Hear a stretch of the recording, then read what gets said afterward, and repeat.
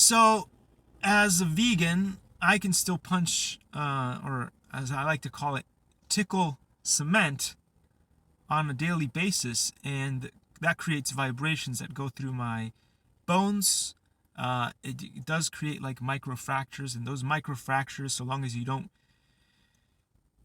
again, the world needs balance, right? Your body needs balance. You need a balance of exercise and dieting that to work together, as well as your system needs vibration. The reason why Paul Saladino is a scam artist and one of the worst people out there in the health and fitness is because he tells you that he has all these theories and none of them are based in fact. He says, well, if you eat lard and you eat butter and you drink milk directly from a cow, that's going to improve your teeth and your gums and all that stuff. But what he doesn't understand is that what really does all of that is vibration. So because he is hunting and gathering and running around, and every time you hit your foot against the ground, that sends a vibration all the way through your body, that eventually gets to your teeth and your gums. On all of that vibration, which is why they now sell toothbrushes that vibrate your gums. That's why the ancients had better teeth than we do. It's not because they ate meat. It's not because they ate lots of fat, or the fat like animal fat. It has nothing to do with that. It has everything to do. It's not because they drank milk. It has everything to do with the amount of vibration their body structure got.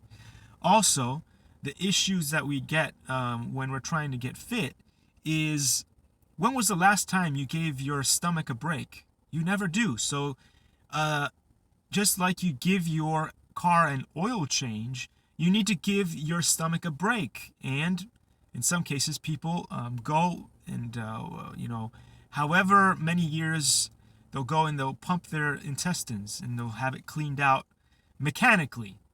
That's probably something that everybody should do every so many years. The way that you can also do that is by, drinking fizzy drinks and standing on a vibrating system. Or you can run a marathon.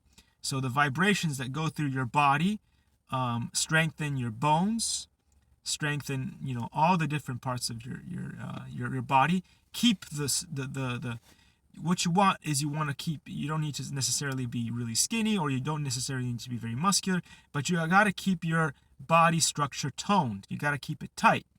So the shape that you have, whether you're like big on the top or big on the bottom, that doesn't really matter. What matters is keeping your overall skin, tendons, muscles, all that stuff as tight as possible. So stay toned. Again, you may have a huge belly, but so long as the belly is toned, you're fine.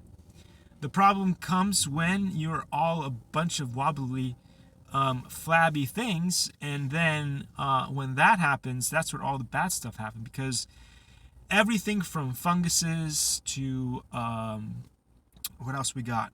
We got funguses or fungi. We have parasites. We have all kinds of microorganisms like bacteria and viruses. They all love to live and swim inside your fat particles because, hey, those are parts of you, like zombie cells, that keep and stay in shape throughout your entire life. And there's always a spot there for them to be. They don't like to be, for instance, wedged into your muscles and other places where you move a lot, right?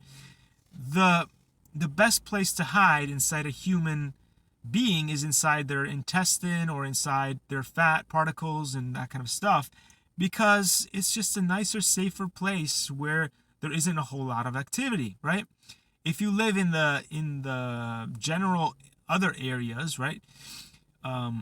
One, you have less access to food. And the other thing is, you also have to fight with the fact that you're going to be vibrated and moved around and jostled around more, even if you're a couch potato, because, like if you are in those general areas, you get moved around, and that's uncomfortable. So if you stay in the fat cell areas or inside the intestines where you have access to food, that's a better place to be. So yeah, we're going to continue in the next one. Here we go.